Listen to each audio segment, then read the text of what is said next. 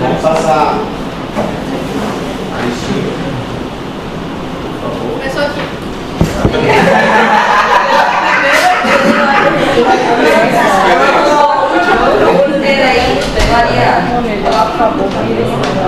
Ah, eu sempre coloco. Como você muda? O 880. Você tem férias quando? A férias de vocês começam quando? Minha ideia é comprar um presente Você vai na Gente, é 22, não é mais uma aplicação. É dia 22 é o dia 22. Vocês são obrigados? E esse ano a Maia é dia 29 e daí Mais aula, né? Desde o dia que começa a prova? Desde o dia que não tem mais aula. Só prova, né? Só prova. Se passar em média,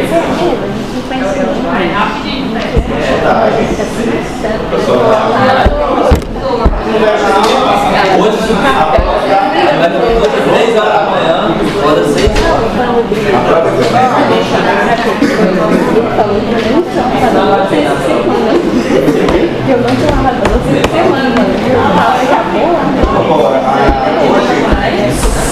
É um assunto um pouquinho longo, tá?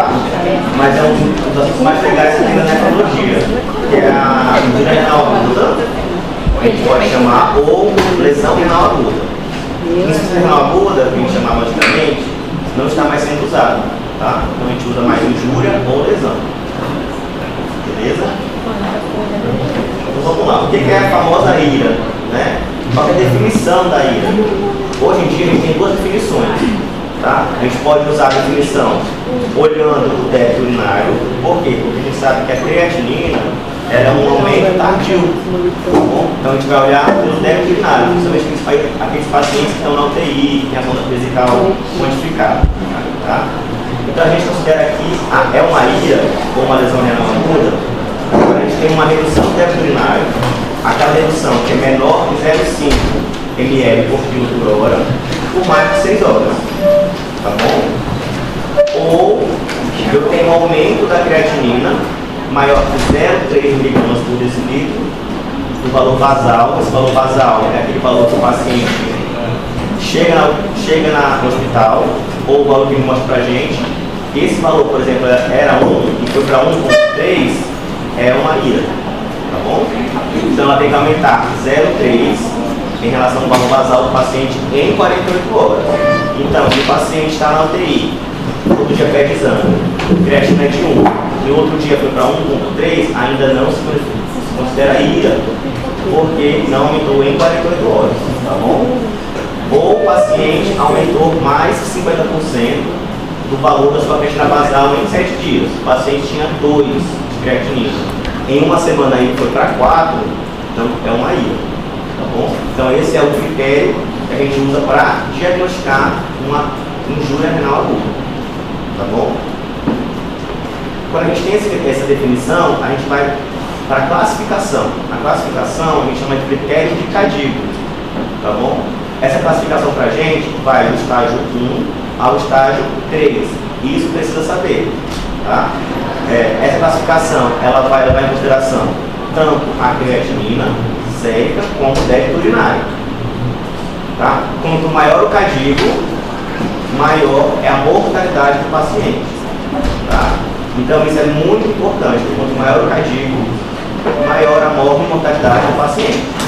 Tá? Então, o cadigo 1 é quando aumenta mais de 0,3 mg. O cadigo 2 é quando vai aumentar 2 a 2,9 vezes a creatina basal. O cadigo 3 é quando o paciente está anúrico, com creatina basal, creatina maior que 4, ou anisoterapia renal substitutiva, que é a diálise. Tá bom?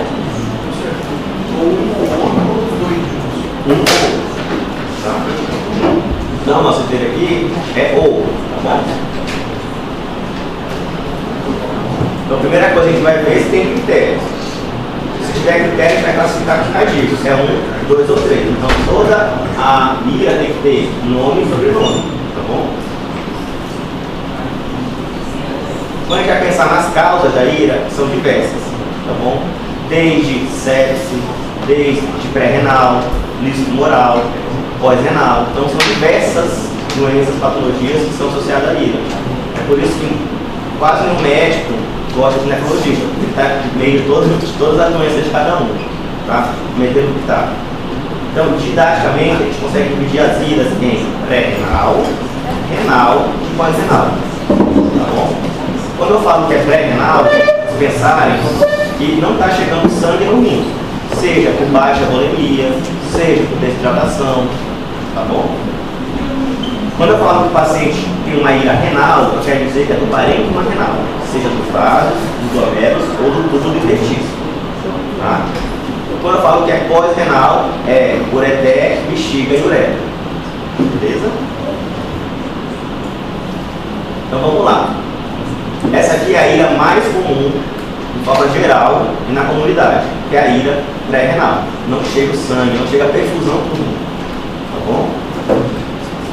A etiologia delas, ela pode ser por perdas, ou seja, o paciente tem um choque hemorrágico, tem um choque hipovolêmico, que é diarreia, vômito, tá? Muito comum em criancinhas.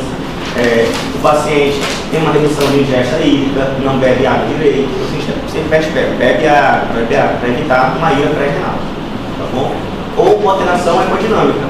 O paciente tem uma IC descompensada, né? O coração não bate direito, ou até os anti-inflamatórios podem fazer uma ira pré-renal, tá bom?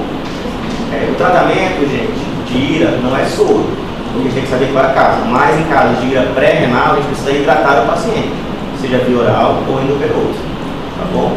A gente costuma hidratar endovenoso porque às vezes o paciente está vomitando muito, então não vai conseguir tomar água, tá bom? Então a ira pré-renal é mais comum e a gente é a que mais tem associado na comunidade, porque tem desidratação, tem diarreia, infecções e ele pode causar uma ira pré-renal. Beleza? O que é a fisiopatologia da ira pré-renal?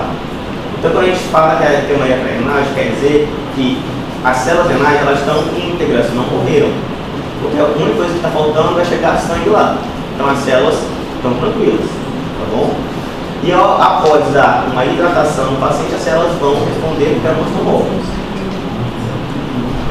Vai ter um momento de absorção tubular de água e sódio, porque o paciente está hipovolêmico, por exemplo, então todo o sódio que chegar lá em água ele vai reabsorver. E vai ter uma reabsorção passiva de ureia. Se eu estou aumentando a absorção de água e sódio, vem a ureia, tá bom? Então a ira pré-renal é essa, é um choque hemorrágico ou uma desidratação, tá? O tratamento é hidratação venosa ou oral, dependendo do que o paciente tiver, e tratar a causa básica. O paciente está com diarreia, vou tratar diarreia, mais hidratação. Tá? Lembrar que as células renais, os túbulos estão íntegros, então todo o sódio que chegar lá ele vai reabsorver, porque é o papel dele reabsorver, e depois que hidratar ele vai melhorar. Tá bom? Temos a ira renal, então é do parênquima renal. Quando eu falo ira renal, a gente vai subclassificar se a ira renal é vascular, glomerular ou túbulo intestício. Como é que eu vou diferenciar isso? Através do exame de urina simples, principalmente. Né? Porque se for vascular, o que vai vir? Alterações vasculares. Vai vir sangue, então é hematúrgico. Né? Se for glomerular, proteína, então proteína. Né? E se for túbulo intersticial, vamos ver mais pra frente. Então, só por isso a gente pede tanto exame de urina simples, tem que saber diferenciar se é uma ira vascular, glomerular ou túbulo intersticial. Tá? Quando eu falo da ira renal, a gente muitas vezes vai se deparar com uma etiologia chamada necrose tubular aguda, que é NTA. Tá? A NTA nada mais é que um diagnóstico histopatológico. Esse diagnóstico histopatológico vai mostrar para a gente que os túbulos estão mortos, tá? Não estão íntegros. Então, uma ira pré-renal pode evoluir para uma NTA, porque se o paciente ficar muito tempo desidratado, pode vir a falecer, a morrer as células ventriculares. Então, a gente sabe que a primeira causa é pré-renal, na comunidade, e a segunda causa mais comum é uma ira renal NTA. Tá? E na UTI é uma das principais, porque o paciente fica muito tempo chocado, né? Então, causa morte celular.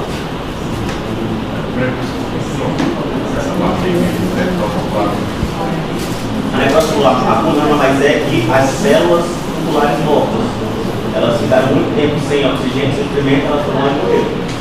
Tá? Pode ser, às vezes pode causar direto uma MTA. Mas a pré-renal pode evoluir para uma MTA, por exemplo. MTA, necrose tubular aguda. Necrose tubular aguda, MTA. Então, o que é a definição de MTA, gente? É uma lesão prolongada das células tubulares que leva à necrose celular. Nada mais que isso. Tá? Então, ela pode ser uma lesão direta. Então, vai lá e, por exemplo, um antibiótico vai lá e mata o túbulo. Tá bom? Pode ser uma excreção de solutos elevada. Então, tem muito potássio, vai lá e mata as células. A urina vai ficar um pouco mais diluída, porque o túbulo não consegue reabsorver. E aí vai ter fragmentos celulares na urina, porque vai ser aqueles restos de túbulos mortos. Então vai ficar mais danoso. E é isso aqui, ó. Essas células. Isso aqui é um túbulo.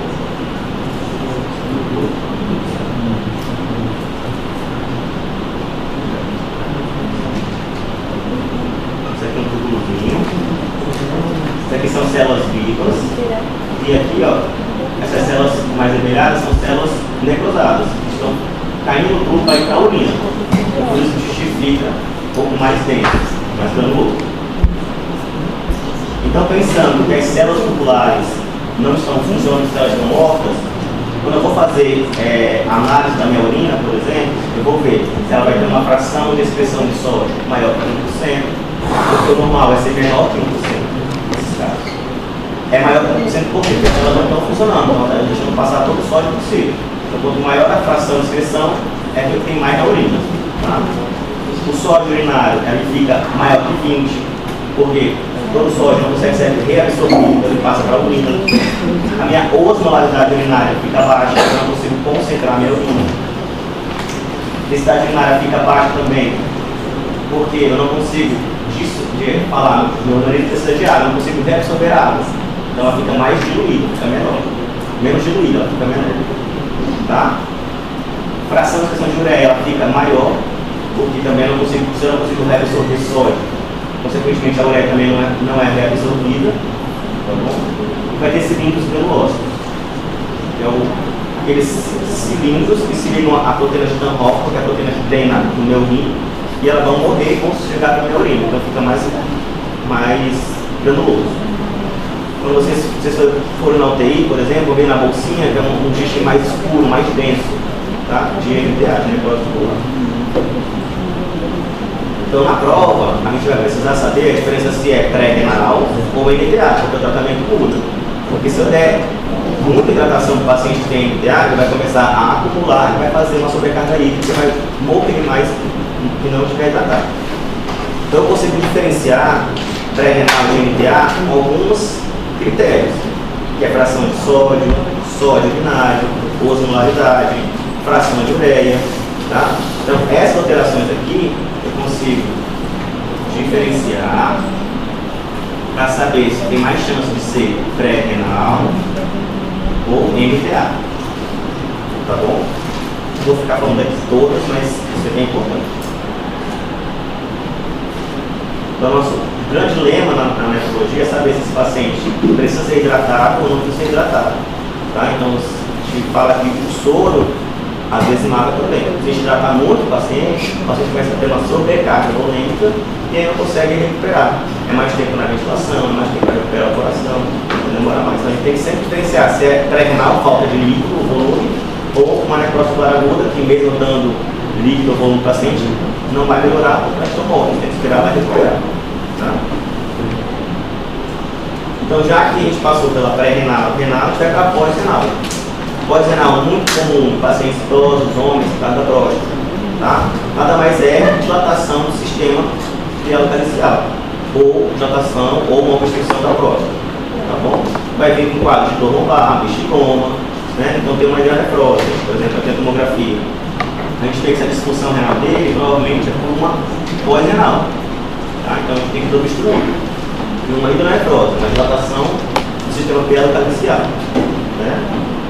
Ou No ultrassom que a gente passa beira leito tem um bichigoma, né? A gente sabe que essa injúria renal aguda, provavelmente é pós-renal. Se eu desobstruir isso, eu tratar isso, vai melhorar a função renal.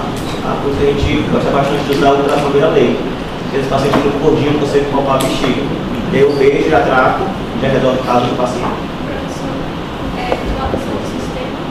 E é localizado.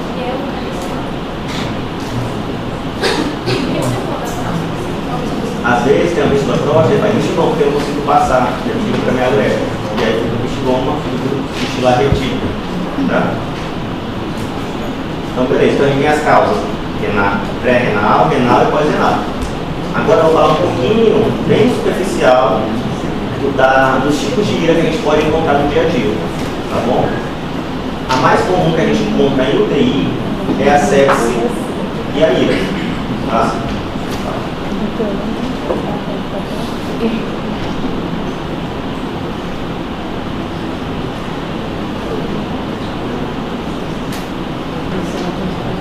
Então a sepse e a ira é uma das causas mais comuns na UTI. Tá? Qual que é a definição? A gente tem duas definições hoje em dia. Tá? Uma ira associada à sepse e uma ira induzida para a sepse. Qual que é a diferença?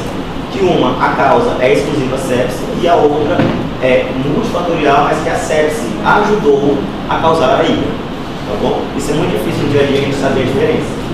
Mas a diferença teórica é que na associada à ira é uma injúria renal aguda, ou seja, aumentou mais que 0,3, né? Creatinina em 48 horas, em até 7 dias da infecção, por exemplo. Tá bom? Então o paciente teve um diagnóstico de sepsis, daqueles critérios que deve ter visto na DIP. Né? E aí você viu que até 7 dias, no 4º dia, por exemplo, ele fez um pior da função renal. Então a gente pode estar uma ira associada à sepsis. Tá bom? E aí, induzida pela sepsis, independente do tempo, teve um choque séptico, teve uma infecção, teve uma sepse, e aí teve uma disfunção renal secundária induzida pela sepsis, por outros mecanismos que a gente vai ver aqui agora. Tá? Quais são os mecanismos da sepsis? Antigamente, todo mundo achava que a sepsis levava a lesão renal devido a uma hipoperfusão, porque estava chocado, estava com pressão muito baixa e faltava líquido. Mas hoje a gente viu que a lesão renal, além disso, ela pode ser, mesmo sem ter choque séptico, ela pode evoluir para a injúria renal aguda. Por quê? Porque a sepsis ela produz muito mecanismo de inflamatórios. Essas inflamações, elas chegam para ser filtradas, vai pelo glomérulo, vai pelos túbulos e aqui ela causa uma alteração mitocondrial, tá? Seja por vasoconstrição renal, seja por alterações hemodinâmicas ou mesmo lesões próprio tubo, lesões diretas do tubo, tá? Então a gente tem, além de hipoperfusão, porque fez uma vasoconstrição renal, a gente tem uma disfunção da microvasculatura, tá bom? Por quê? Porque tem estresse oxidativo. Então quando eu tenho estresse oxidativo, eu faço com que tenha mais vasoconstrição, o paciente já está um pouco menos perfundido. Se eu fizer mais vasoconstrição, piora ainda mais a função renal. Tá? Tem uma disfunção do sistema renina-angiotensina-aldosterona, tá? O sistema fica muito ativado. Quando eu tiro esse sistema aldosterona, eu faço mais vasoconstrição da artéria, né? Então, eu vou ficando mais hiperperfusão. E o mais novo, recentemente, foi descoberto que tinha uma disfunção mitocondrial.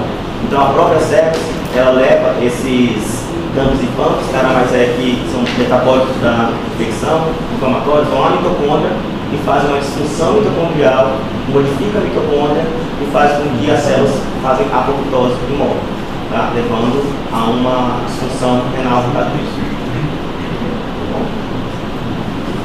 E o tratamento nada mais é que tratar a sepsis. Tem que tratar a sepsis. Independente se o paciente vai usar antibiótico, nefrotóxico ou não, se o paciente precisar, a gente vai ter que liberar, porque é melhor ele ter uma ira do que morrer, do rim bom. Né? Então a gente vai estabilizar hemodinamicamente o paciente. Se precisar hidratar, se o paciente estiver desidratado, né? A gente vai hidratar o paciente, entrar com antibiótico, descartar o uso de drogas nefrotóxicas, por exemplo. O paciente inflamatório, suspende. Né? E aí a gente vai ver se melhorou, tá bom? Então a sepse é a principal na UTI, no hospitalar, tá? ela, em resumo, ela não é só por hiperfusão, ela faz uma disfunção mitocondrial, faz uma lesão de doses tubulares diretas por mecanismos inflamatórios, tá? Por aumento de citocinas inflamatórias. Tá bom? Certo, isso aí é um tipo de que pode causar ira. Um tipo de ira mais comum também hoje em dia é a rhabdomiólise. Tá bom? A rhabdomiólise é a lesão muscular que aumenta o nível de CPK. Então, como é que é a definição da rhabdomiólise, gente? Ela é uma síndrome clínico-laboratorial que vai causar uma necrose muscular e vai liberar conteúdos que tem dentro da célula. O que tem dentro da célula? Hemoglobina, fósforo, potássio, açúcar.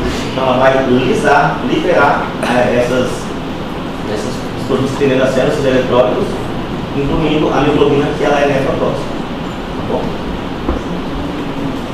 Quando a gente fala em rhabdomiólise, a gente vai ter as causas físicas e as causas não físicas. Causas físicas é trauma, um paciente que tem queimadura extensa, aquele paciente que fez atividade física extensa, maratonistas, né? Aqueles pacientes que ficam muito gelados, bem que tem no Netflix, parece xixi escuro, então é um tipo de rhabdomiólise traumática pelo frio, tá? Ou aquelas que têm hiperfusão muscular, tá? Então aquela que tem trombose arterial, então faz rhabdomiólise traumática por hiperfusão testicular. De causas não físicas, tem diversas, tá bom? Então, principal, as causas não físicas são medicamentos, estatinas, principalmente em idosos, álcool, que faz um efeito mitótico direto na célula, e a cocaína. Então, essas são as principais causas de drogas que podem levar a rhabdomiólise não traumática. Tá? Outras rhabdomiólises, hipofosfatemia, então o paciente tem fósforo muito baixo, ela pode lisar a célula e fazer uma rhabdomiólise. Tá? Hipocaleria também, tirotoxicose, então pacientes que têm aumento de TSH de fato livre, faz aquela tirotoxicose, eles fazem rhabdomiólise por aumento de metabolismo. Então, fica muito alto o metabolismo, ele vai lá e lesiona a célula. Demais causas não físicas, infecciosas, então tem algumas infecções virais, né, que faz mialgia, então dengue pode levar a uma rhabdomiólise, né, infecções fúngicas, a própria infecção bacteriana, a leptospirose pode levar, tá? Defeito genético, aquelas doenças que têm alterações do ATP, e pressão autoimune, que é polimiosite, dermatomiosite, pode levar a aumento de CPK também. Tá bom? Então, essa aqui é uma tabelinha que eu coloquei para vocês saberem que tem causas traumáticas, causas não traumáticas. Das não traumáticas, as principais são estatinas no dia a dia, cocaínas e uso de álcool. Tá bom? A epidemiologia. Então, a maioria dos pacientes que fazem lesão renal aguda, que fazem rhabdomiólise, só 10% evitam fazer lesão renal aguda. Tá? Essa se variar em torno de 3% a 5%. E a sobrevida é muito boa, graças a Deus. Os pacientes que fazem lesão renal aguda por rhabdomiólise, depois que a gente resolve a causa, ele volta a estabilizar e o nível fica mais tranquilo, fica volta para ser normal. Tá? Ele recupera a função renal. Vamos entender um pouquinho como é que funciona essa rhabdomiólise, aqui que lesa a parte renal. A gente sabe que a hemoglobina é uma proteína 17 kilodalton. O que seria isso? Ela é uma proteína de baixo peso molecular, então ela é altamente filtrada pelo glomérulo. Tá? Quando filtra pelo glomérulo, ela vai lá e cai nos túbulos. Quando vai na luz tubular, ela é absorvida pelas células tubulares. Elas fazem uma endocitose, ela puxa a hemoglobina.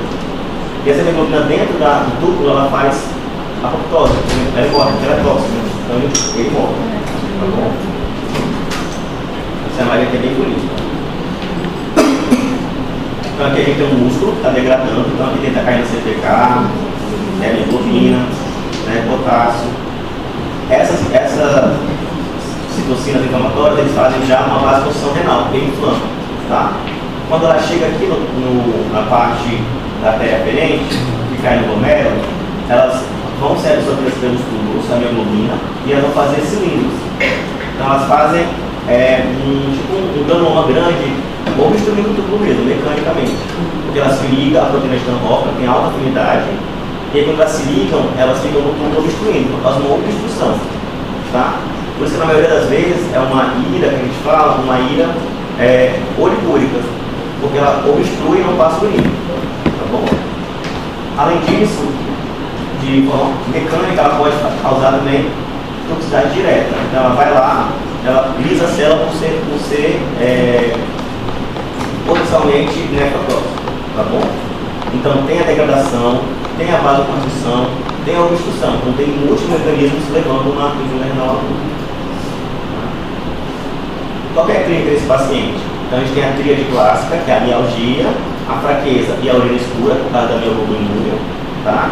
Só que essa tríade só está em 10% dos casos, mas na prova está 100%. Ou na prova 100% dos casos está essa tríade, tá bom? E mais de 50% dos pacientes que apresentam mialgia, mais de 50% dos pacientes eles não vão ter mialgia, vai ter só apenas a urina escura, tá? Outras manifestações, pode ter febre, que pode ser infeccioso, pode ter taquicardia, que pode ser aumento do metabolismo, né? Náuseas, vômitos, edema muscular, porque está inflamado, né? Tem tudo isso. Diagnóstico. Então tem que ter uma história de trauma, ou uma história de estar muito imobilizado, ou uma história que o paciente tomou uma medicação que pode levar a uma rabdomiólise. E isso é importante, a CPK tem que estar 5 vezes acima do limite superior. Tá? Por quê? Porque a gente sabe que CPK abaixo disso, né, CPK de 1000, CPK de 500, não vai levar a uma lesão renal aguda, tem que procurar outra causa. Bom? E a gente pode lançar mão de outros tipos de marcadores musculares, né? Que é a aldolase, a própria anestesiose, que é TGO, que pode lesar por causa do músculo. Tá bom? Então o diagnóstico é uma história clínica, o exame físico e a CPK mais de 5 vezes levando a lesão renal. Tá? Se você tem uma CPK de 1000, não é 5 vezes maior, porque o limite superior às vezes é 300. Tá bom? Se tiver de 800 e tem uma lesão renal aguda, vai investigar outra causa, porque provavelmente não é a CPK levando a isso. Tá? Muito comum a gente ver, chamar de gente porque tem uma creatina de 4, uma insuficiência renal aguda, uma CPK de 500 fala de rabdomiólise. Tem que investigar a causa, porque não é isso. Exame físico você pode encontrar uma desipela que esteja aumentando, ou uma diminuição da perfusão, pensando que pode ser uma diminuição do fluxo arterial, levando uma rabdomiólise, né? Ou dor muscular, o paciente está inflamando o músculo, vai ter isso. Alterações assim, basicamente. O diagnóstico, além disso, vai ter distúrbio eletrolítico. Por quê? Porque tudo que da célula vai jogar para fora. Então vai ter hipercalemia, que é potássio elevado, hiperfosfatemia, né? O fósforo está com cálcio, então tem hipercalcemia, tem o ácido úrico elevado, magnésio elevado, e a célula metabólica também. Por quê? Porque a gente tem muito pH, muito hidrogênio da célula, e aí vai lá e fica o pH mais ácido. O que a gente vai tratar, gente? Então, a gente vai tratar aqueles pacientes que têm CPK maiores que 5.000, né? Ou aqueles CPK que estão aumentando. O paciente ficou com 1.000, vai para 2.000, a 3.000, então a gente vai tratar. Tá bom? Lembrar que a CPK ela vai aumentar nas primeiras 12 horas após a lesão muscular e ela vai ter um pico, ela vai aumentar mais ainda de 2 a 3 dias. Tá? E depois, no quinto dia, ela começa a melhorar. Então a gente tem que estar de olho. Então o paciente veio no primeiro dia de lesão, está com 1.000, a gente vai ficar mais um ganho de pé, porque ele vai aumentar, a gente sabe que fisiologicamente ele vai aumentar em 48 horas a 3 dias. Tá bom? Tratamento. O que a gente vai tratar? A gente vai hidratar o paciente. A gente tem que manter uma perfusão renal adequada. Lembra que faz vasoconstrição? Então a gente tem que evitar que o paciente faça mais vasoconstrição. Como é que eu evito isso? Hidratando e mantendo uma volemia adequada. Tá bom? Então a gente vai estabilizar clinicamente o paciente, vai descontinuar as drogas que podem estar levando a essa disfunção renal, por exemplo, estatina, tá bom? E vai fazer medidas para preservar a função renal, que é hidratação, com cristalóides, tá bom? Que é índia, lactato ou soro fitológico. Qual é a dose? A gente vai estimar que o nosso débito urinário fique 200 a 300 ml por hora, então vai dar 1.000, 2.000, 3.000 ml por hora de soro, tá? Ficar muito atento, porque às vezes, quando ele faz as instruções, eles ficam núricos e aí ficam hipervolentos. Então a gente vai hidratar com cautela e exame físico. Tá? O exame físico é o quê? Estudo pulmonar, para ver se não tem crepitação, né? Ver se tem edema, tá bom? Nosso alvo é sempre a gente otimizar CPK abaixo de 5.000. Beleza? E só vai usar diurético se tiver hipervolemia. Porque se eu usar diurético em pacientes desidratados, eu pioro a ajuda renal e eu faço mais obstrução porque vai morrer mais cedo. Tá bom? Às vezes pode também utilizar a alcalinização da urina. Por que a gente pensa fazer isso, né? A gente sabe que o pH muito ácido, ele começa a fazer várias constrições renais, tá? E além disso, ele precipita o ácido úrico. Lembra que na cidade de cálculo, quanto mais pH mais ácido, mais tem ácido úrico. Se a gente precipitar mais isso, eu posso levar a mais obstruções tubulares mesmo. Então a gente otimiza, a gente pede para que o pH na urina, aquele exame que a gente vê no exame de urina, seja maior que 6,5. A gente pode usar a mão de hidratar o paciente com solução bicarbonatada. A gente faz um pouquinho de soro glicosado com bicarbonato, otimizando esse pH. A gente só vai fazer isso nos pacientes que têm pH séptico menor que 7,5, para porque se ficar muito alcoólico também é ruim, e que tenha um pH urinário menor, um 6,5. Tá bom? Eu tenho que alcalinizar para manter esse pH menor que 6,5. Tá? Às vezes, raramente, quase nunca a gente usa monitor, que monitor é um diurético osmótico, vai puxar a água para fora. Se eu puxar a água para fora, eu consigo distribuir o lumen tubular. Tá? Mas raramente a gente usa porque ele é muito hiperosmolar, pode levar a outros distúrbios. Tá bom? Temos que tratar a correção de distúrbios eletrolíticos, então, tratar a hipercalemia, que é o potássio alto, tá bom? A hipocalcemia, cálcio baixo, a gente evita tratar nesse momento, porque a gente sabe que a gente der cálcio no paciente, eu posso fazer um distúrbio hidroeletrolítico aumentar mais prestação de cálcio intrarenal, então a gente, se não tiver nenhum sintoma, a gente não trata o cálcio, tá bom? E se o paciente começar a ter uma sobrecarga de volume, que a gente data demais, uma acidose ou potássio refratário não responde a ninguém, a gente vai para hemodiálise, tá? Só para vocês citar ciências, podem ler alguns estudos mais antigos que falam sobre o uso de vitamina E, pentoxifilina, corticoide. Isso não tem evidência, a gente não usa isso. Então, o tratamento para rabdomiólise é hidratação. Tá? Vocês sabem que só tem isso a fazer e carbonato para que o pH seja menor que 6,5. Tá? Esse bicarbonato não é todo mundo que orienta, mas o cardíaco fala que pode ser usado, fica a critério do médico, tá? Mas a indicação de hidratação é obrigatória. Tá bom? Então, vou hidratar aquele paciente que tem uma CPK maior que 5.000, otimizando a CPK, diminuir abaixo desse valor para tirar ele de risco. Tá? O prognóstico é muito bom, a taxa de mortalidade é de 8 a 10%, não é tão alta. Tá? Só que quando a gente tem uma lesão renal aguda, ela aumenta o prognóstico do paciente. Tá? Então, pacientes que têm lesão renal aguda, eles morrem mais do que aqueles que não tiveram lesão renal aguda. E quanto maior a lesão renal aguda, pior é o desfecho do paciente. Então, cardíaco 1, cardíaco 2, cardíaco 3, quanto maior o cardíaco, pior o desfecho do paciente. Tá bom? Então, isso é importante a gente tratar e evitar essa lesão.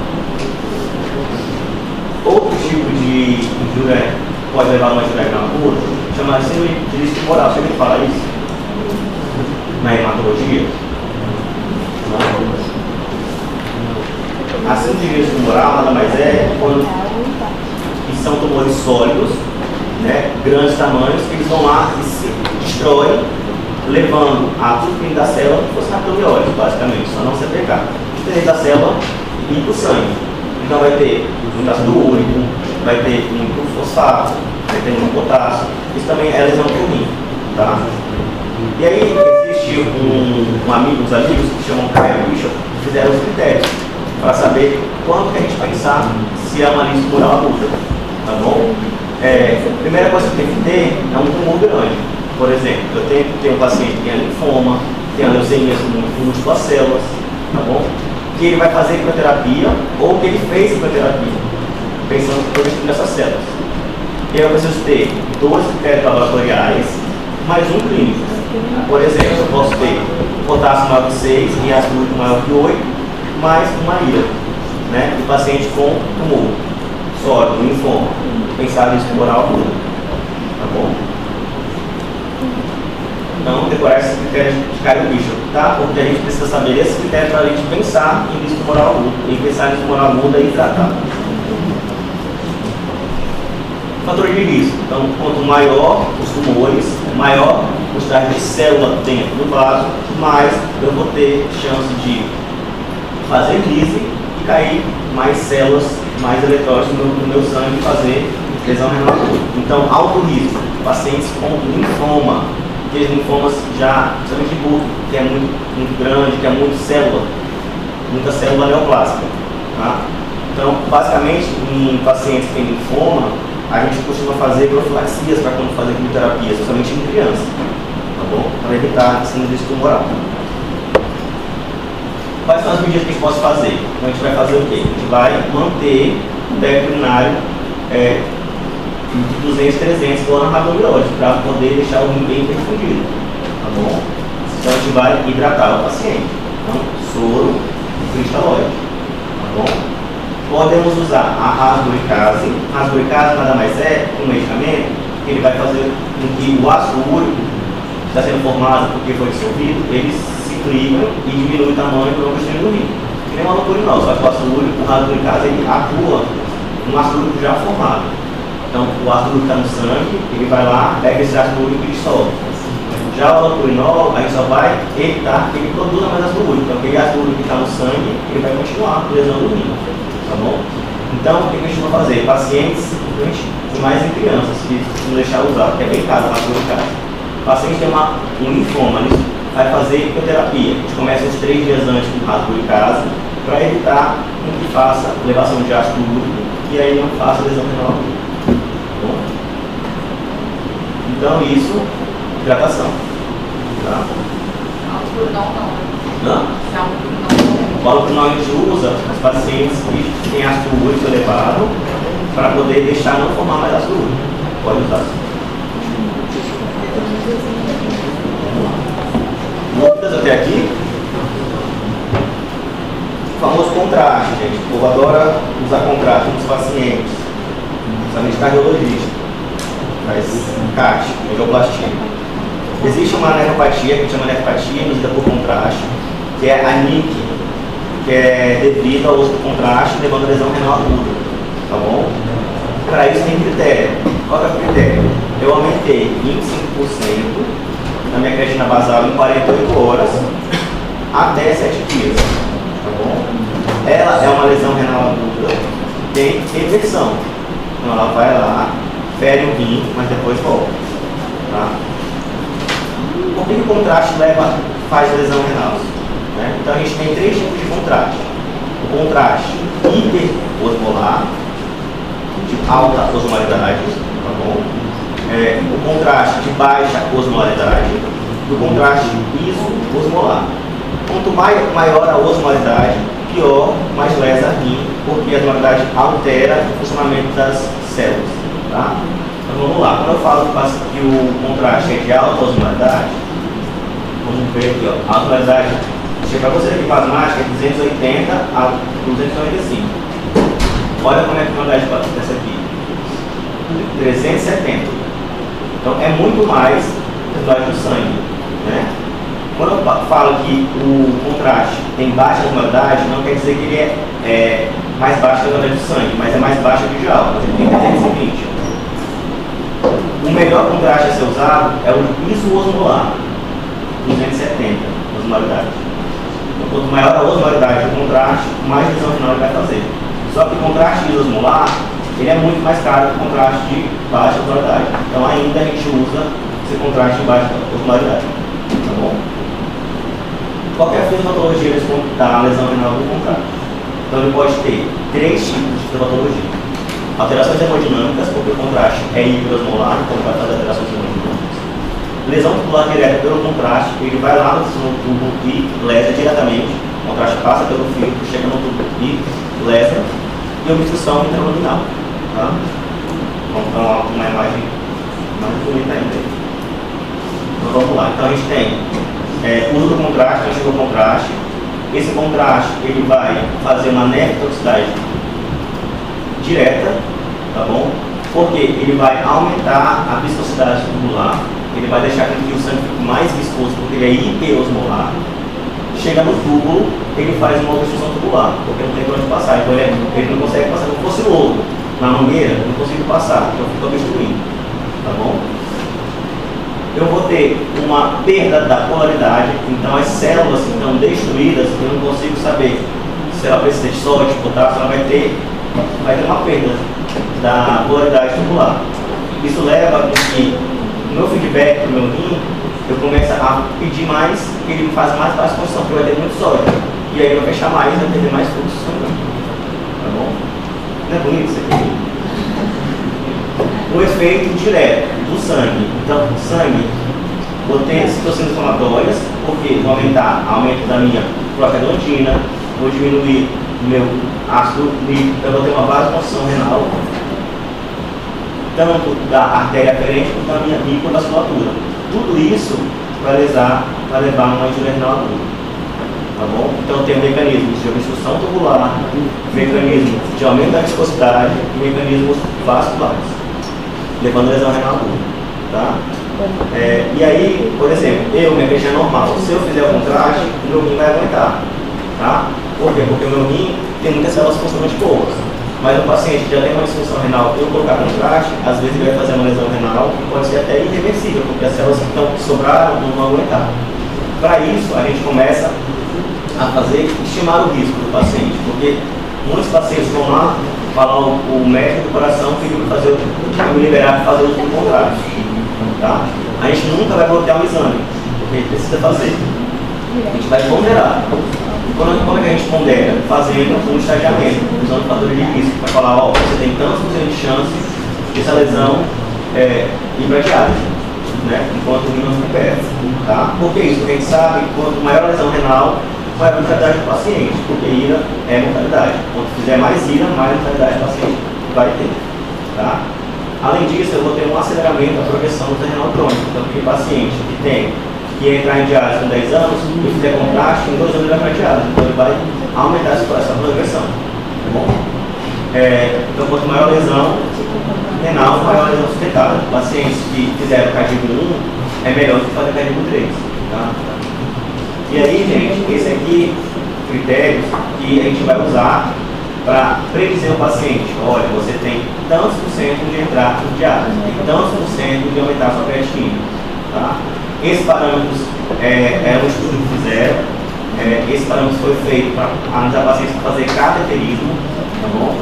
Então, o que vai interferir muito aqui é se o paciente está hipovolêmico ou hipotenso, se o paciente ele tem idade avançada maior de 75 anos ou não, se o paciente tem fator de risco para doença renal crônica, que é diabetes, tá? E a quantidade de volume influído no paciente. Então, quanto maior quantidade de volume que eu vou influir no paciente, maior vai ser a lesão renal. Tá? Então a gente pede para usar a menor quantidade de contraste possível. Tá bom? Tratamento, de novo, hidratar o paciente. Tá bom? Então quanto mais eu manter o paciente hidratado, com uma volemia renal adequada, menor vai ser a lesão renal. Então a gente pede para começar a hidratar o paciente com 12 horas antes do procedimento. Mas não vai ter como. O paciente chegou com um infarto, vou esperar 12 horas para fazer a angioplastia? Não, a gente começa a hidratar um pouquinho mais precoce. 1 hora vai para o procedimento. Né? Então, hidratação, solução cristalóide. Tá bom? Lembrando que a solução cristalóide é a única medida farmacológica com evidência. Tá? Antigamente, usava N-acetilcisteína, bicarbonato, estatina, diálise após o procedimento, isso não precisa. Então, o paciente não vai fazer diálise se eu estratifico o paciente para não pôr em diálise, vou pôr em diálise para tirar contraste, não tem lógica. Né? Então, muitos ainda pensam, nos antigos, falam assim, o paciente vai fazer contraste, vamos fazer diálise? Não, o paciente não vai diálise para tirar contraste. Né? Vai fazer diálise se ele tiver alguma complicação ou alguma indicação para dialisar, não tem que ser contraste. Então, a única medida preventiva do paciente é hidratar ele 12 horas antes, 12 horas depois do procedimento, para manter a volemia renal adequada. Tá bom? É lógico, se o paciente já estiver hipervolêmico, não tem como hidratar ele, porque o paciente já está hipervolêmico, não precisa. Então, se o paciente estiver hipovolêmico para normovolemia, eu posso hidratar o paciente para manter a volemia adequada. Tá?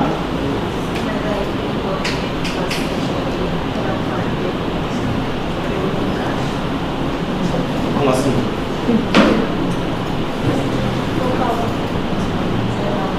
Hipovolemia aqui, ó. A hipovolemia já está ajudando a gente a manter a volemia mais adequada. Então, se cair usar N-acetilcisteína, não vai usar, porque não tem evidência. Tá? Só soro. E aí a gente vai para as nefrotoxicidades medicamentosas. Tá? Muito comum em uso de anti-inflamatórios, muito comum em uso de antibióticos, mas eu vou falar um pouquinho mais com vocês dos anti-inflamatórios, porque a gente detesta anti-inflamatório. Tá? Então, o anti-inflamatório, ele nada mais é que ele vai inibir a córtico-glicogenase. O que isso faz? Essa ciclo né? Ele tem a ação de fazer a prostaglandina, tá? Fazer o ácido nítrico, fazer com que diminua a resistência vascular renal. Eu faço aumento da vasculatura da parte renal e o meu aumento perfusional. Então, a prostaglandina vai fazer o quê? Vai fazer com que a gente aumente a perfusão renal. Se eu tenho uma inibição que faz, o anti-inflamatório faz isso, inibe a COX, eu vou fazer tudo o inverso. Eu vou ter a vasoconstrição, eu vou ter a diminuição da perfusão renal, né? Eu vou ter aumento da absorção de sódio, então eu vou ter tudo isso levando a mancha renal tudo. Tá bom? E aí, se eu manter isso muitas vezes, eu faço uma doença renal crônica sobreposta, porque lesei tantas vezes o meu rim que aconteceu não consigo mais voltar para as células normais. Então, faz uma cicatriz, vira fibrose. Tá? Então, pode sim fazer doença renal crônica secundária ao anti-inflamatório, porque eu usei o anti-inflamatório repetidamente. Tá bom? Então, por isso que a gente não gosta de anti-inflamatório.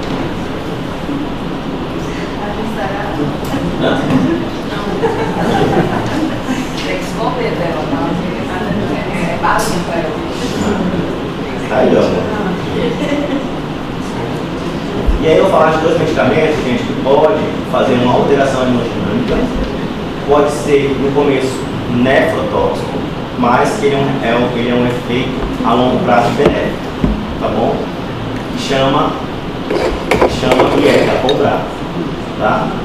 No início, eles podem levar a uma ira, tá? Aumento da creatinina, o mecanismo de regulação, tá? O que faz o iecacolbrato?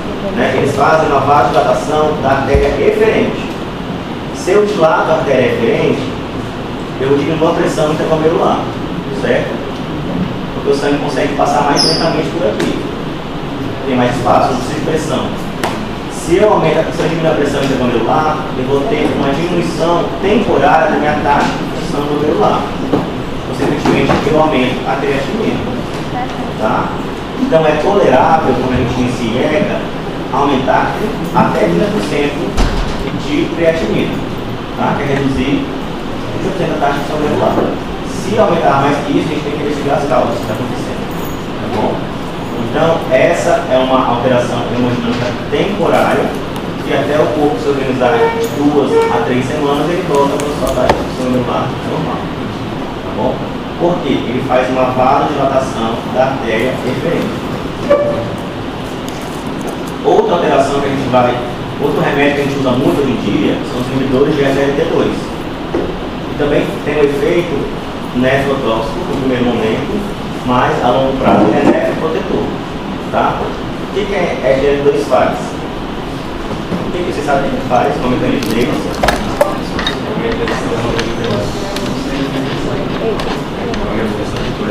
Então ele vai inibir o canalzinho SGLT2 que absorve a glicose pelo sangue. Se eu inibo isso, eu vou ter mais glicose passando. Só que a glicose puxa sódio, então consequentemente vai ter mais glicose e mais sódio. Quando eu chego mais glicose e mais sódio na minha mácula densa, o que ela fala? Opa, tem muito sódio, eu preciso disso. Ele vai lá e fecha a minha artéria aferente. Tá? Quando eu fecho a artéria aferente, eu diminuo a minha pressão interglomerular. Beleza? Se eu diminuo a minha pressão interglomerular, eu aumento a minha creatinina, porque ele não está filtrando menos. Mas isso é temporário, tá? Então tem um torno aí. No começo, quando começou a liberar esse medicamento, a gente pedia para repetir a creatinina com 2 semanas, para a gente ver se tinha piorado muito. Porque a gente sabe que não precisa pedir, e quanto mais piorar a creatinina, é o sinal que vai ter uma melhor resposta a longo prazo. Tá? Então a gente espera que ele melhore mesmo, o tempo vai melhorar, porque vai voltar à regulação. Beleza? Então esses 2 medicamentos que a gente soubesse, qual é o seu mecanismo, o que a gente usa eles. Tá? Qual é o manejo da ira? Pensando ira geral. O manejo, gente, é todos os estágios. Eu vou suspender a droga nefrotóxica, se possível. Tá? Então, vou suspender, vou olhar a prescrição, por isso que os médicos não gostam de nefrotóxica, sair riscando tudo a prescrição. Então, suspender inflamatório, né? Suspender soro lógico se não precisa, suspender a dose de antibióticos se puder, né? Vamos manter a volemia do paciente, evitar hipovolemias e hipervolemia. Vamos monitorar o paciente hemodinamicamente, então pacientes que hipertensão vão ter uma pressãozinha um pouquinho mais para cima do que para baixo, né? E vou acompanhar o paciente com a função renal, de creatinina para ver se está piorando ou está melhorando, tá bom? E a gente fala em evitar o uso de contraste, porque se está o contraste nesse momento, vou piorar mais ainda porque vai fazer a lesão renal, tá? Quando eu chego na ira cardíaca 2, eu vou pensar já, tá piorando mais, né? Então vou ter que fazer uma intensificação das minhas medidas. Eu vou considerar o paciente ir para UTI, pode ter hipocalemia, tá? Vou ajustar as medicações que eu posso ajustar, tá bom?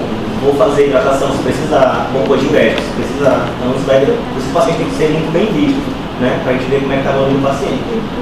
E quando o paciente chegar em ira cardíaca 3, eu vou ver se o paciente precisa de diálise, chamar a parte nefrologista.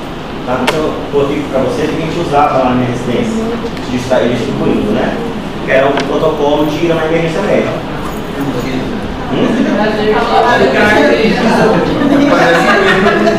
é energia? Tá dentro. O que a gente usava? A gente tinha os critérios e a classificação. E aí a gente tinha o protocolo STOP. O protocolo STOP era pensar em sepse, né, toxinas, obstruções ou doenças primárias do rim. Tá? O S de sepse, então, o principal causa era isso, não TI. E as toxinas são drogas que está usando, né? B se está usando aminoglicosídeo, vancomicina, né? Anti-inflamatório. Pensar em pós-renal, que são medidas que você deve fazer, que é de obstrução, né? E pensar nesse primário do rim. Então sempre tem que ter o assim, tá? Quando eu via isso, a gente ia para o passo 4. O próximo passo 4 era suspender a medicação nefrotóxica, evitar o uso de contraste, né? Então aquelas coisas que a gente coloca na avaliação, que o povo acha que é besta, mas o povo esquece. Né? Pensar se o paciente precisa hidratar, às vezes a gente precisa suspender o IEC, porque como ele é teoricamente nefrotóxico, a gente vê se melhora um pouquinho. Né? Então, e se nada resolver, ligar pra gente. Ligar no guia, no fé. Então sempre a gente tem que procurar a causa. A gente não procurar a causa, a gente não vai conseguir tratar especificamente. A gente tem que saber qual é a causa. Tá? Se é pré-renal, se é renal, se é pós-renal.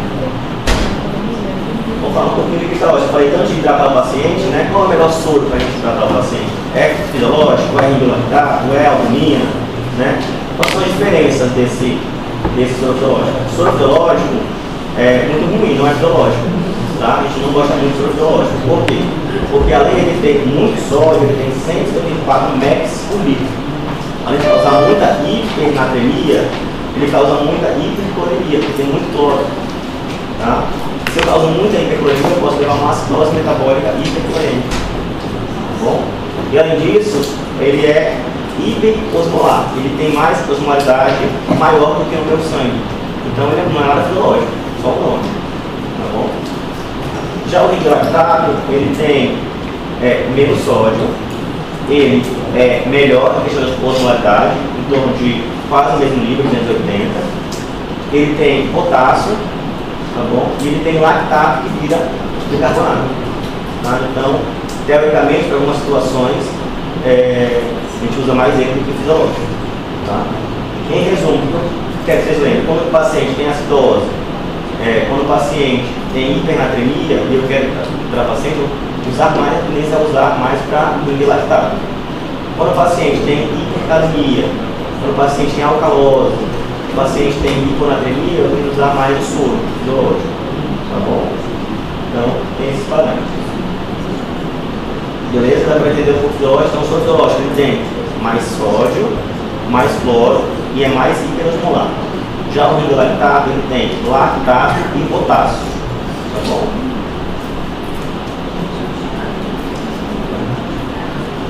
E quais são as complicações da ira, né? Por que fala tanto de ira? Porque a ira ela pode levar a algumas complicações que levam à morte. Principalmente hipervolemia, porque o médico hidratou muito, achou que tinha que hidratar. Ou porque obstruiu, fez uma ira olipúrica, não fez xixi, tá bom? Ou porque o paciente fez uma acidose metabólica, teve uma disfunção renal tão aguda que o corpo não consegue metabolizar, não consegue melhorar, e aí, consequentemente, faz uma acidose metabólica. Tá bom? Ou uremia, que é aquele paciente que acumulou ureia, tem náusea, começa a ficar nauseado, toxêmico, tem taxa de consciência, ou potássio que não consegue melhorar com as medidas que a gente faz. E aí vira uma urgência dialítica. Tá? E quais são as urgências dialíticas, gente? Tem que saber para poder chamar o médico. Então são hipercalemia, sempre refratária. Primeiro eu faço as medidas, não consegui melhorar, vou dializar. Acidose metabólica, refratária. Uremia grave, o que eu falo de uremia grave? Que é rebaixamento de consciência, distúrbio de coagulação, porque a ureia também está no mecanismo de coagulação, então quanto maior a ureia, mais risco de sangramento, né? Ou pericardite urêmica, tá bom? Intoxicações exógenas, então existe algumas medicações, algumas intoxicações que a gente consegue tirar na diálise e evita que o paciente morra. Tá? Por exemplo, a pixabana, conseguimos tirar na diálise, que é um anticoagulante, conseguimos tirar na diálise, metformina, conseguimos tirar na diálise. Então, o paciente que fez intoxicações graves com metformina, eu consigo, mesmo que creatina normal, eu tenho que ajudar o paciente para tirar. Tá? E aí existe um telefone que é o Ciatox, a gente liga para lá e fala, o paciente usou isso, o que eu faço? Eles falam, você vai fazer isso, isso, isso. 24 horas. Tá? Então o paciente, você tem planta, você tem uma planta que ele comeu, você não sabe, você liga o Ciatox, manda foto, ou fala que planta que é, que eles vão te dar orientação. Tá bom? E aí hipervolemia refratária, que o paciente, você tentou diurético, não consegue responder, e aí você vai lá e dialisa o paciente. Tá bom? Olha que lindo. Então, esses são os tipos de diálise que a gente tem. Né? Então, a gente tem o tipo de diálise, só para vocês conhecerem, tá? De curiosidade. Então, a gente tem a diálise de hemodiálise, que é essa máquina aqui. Tá? Ela tem a diálise hemodiafiltração, que é um outro tipo de mecanismo que faz também. Tem a hemodiafiltração contínua, então essa máquina fica 3, 4, 5 dias ligada direto no paciente. Tá bom? E tem a diálise peritoneal, que a gente mexe com bolsa de sangue, bolsa de água no sangue. Tá bom? Quando eu falo em tipo de diálise, a gente pode falar que a gente tem terapias intermitentes, então elas têm 4, 6 horas, ou terapias contínuas, que ficam mais de 12 a 24 horas no paciente ligado. Então tem pacientes que ficam 7 dias ligados à terapia contínua. Tá? Então isso é bom porque é uma terapia que é lenta e que não causa tanta ansiedade hemodinâmica. A gente muito não tem. Aquela máquina que fica lá no paciente que fica 24 horas, 7 dias, dependendo do que precisar o paciente. Tá bom? Então quais são os mecanismos que a gente leva a diálise? Então tem dois mecanismos básicos, que é a difusão. O que seria isso? Mais concentrado com menos concentrado. E a convecção. O que é convecção? Por mais que não esteja mais com menos, eu faço uma pressão, vou fazer um amarre das minhas moléculas. Então, por exemplo, moléculas muito grandes, eu preciso de uma pressão para empurrar contra o filtro. E eu faço a pressão e a molécula passa. Tá? Difusão, ela vai tirar mais moléculas pequenas. Então, ureia, que é pequenininho, potássio, né? Quando eu estou fazendo uma diálise, meu banho da diálise ele tem pouco potássio, pouca ureia, pouca creatinina, porque quando tem o meu sangue tem muito, vai muito maior que o menor. E eu tiro, tem molécula suja, e jogo no meu banho e vou para o ralo da química ou da UTI. Tá bom? Então vamos lá, como é que funciona a diálise? Gente? Então a gente tem um acesso primeiro, tá? Vai o sangue arterial, passa por um filtro, aqui é o sangue e aqui é o banho. Então esse banho limpo tem pouca ureia, potássio, creatinina, passa com sangue, tem muita ureia, potássio, creatinina, difusão, maior para menor, ele troca. Então quando eu troco, passo meu banho, que é a água suja, que tem muita ureia, e é o sangue limpo, volta para o paciente.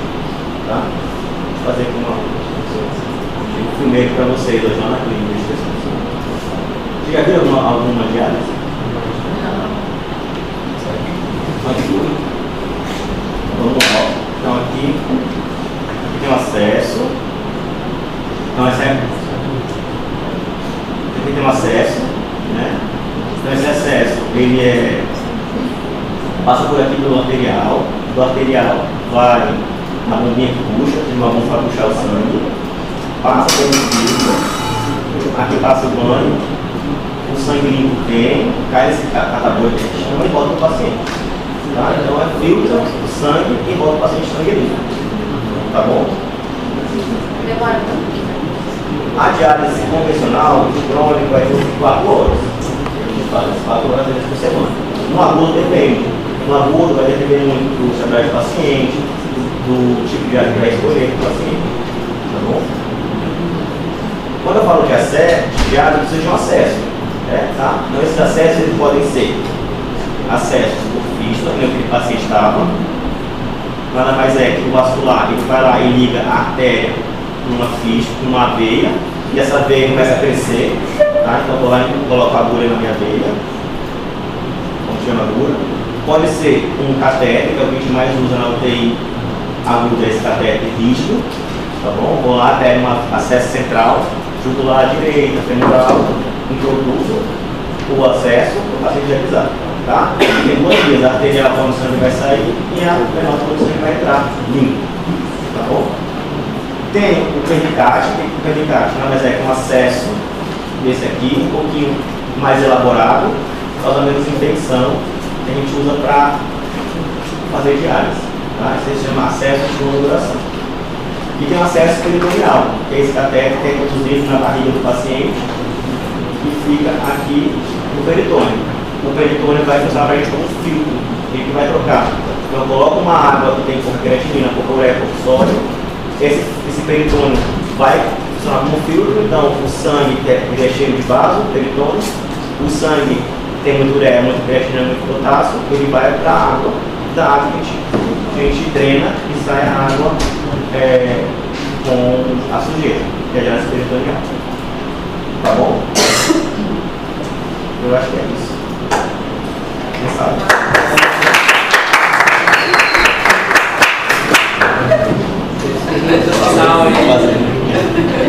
Dúvidas?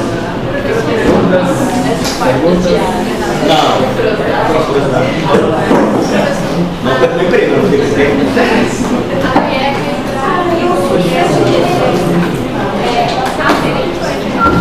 Então, essa é a coisa que vai vaso, tratar, fazer vaso, a frente. O quebrar é da referência. Tá? Só que um faz vaso posição e outro faz vaso dilatação. Essa é a coisa, faz vaso posição, que tem muitos olhos, às vezes ele fecha, e o quebrar faz a vaso dilatação, porque ele diminui a pressão.